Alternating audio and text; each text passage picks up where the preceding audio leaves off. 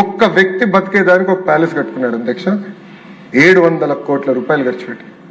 అంతేగాని ఒక్క అభివృద్ధి కార్యక్రమం చేయాలి, ఒక్క పరిశ్రమ తీసుకురాలేదు అధ్యక్ష. అంతేకాకుండా కర్నూలుని న్యాయ రాజధాని చేస్తున్నాడు అధ్యక్ష. కనీసం ఒక బెంచ్ కూడా తీసుకెళ్లేదు అధ్యక్ష కర్నూలుకి. అంటే మాయ మాటలు చెప్పి మభ్య పెట్టాలని ప్రయత్నించారు అధ్యక్ష. అందుకే ప్రజలు 151 సీట్లు 11 సీట్లకి తీసుకొచ్చారు అధ్యక్ష.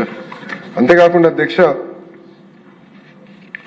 నేను ఈ సభాముఖంగా జగన్మోహన్ రెడ్డి గారిని నేను డిమాండ్ చేస్తున్నా అధ్యక్ష. అమరావతి రైతులకి, ఆంధ్ర రాష్ట్ర ప్రజలకి అబద్ధం చెప్పినందుకు క్షమాపణ చెప్పాల్సిన అవసరం ఆయన పైన ఉంది అధ్యక్ష. అధ్యక్ష, మీరు చూస్తే ఈ 3 ముక్కలాట అనౌన్స్మెంట్ అయిన తర్వాత అమరావతి రైతులు పెద్ద ఎత్తున ఉద్యమించారు అధ్యక్ష. 1631 రోజులు వాళ్ళ 5 కోట్ల ఆంధ్రుల కోసం పోరాడారు అధ్యక్ష.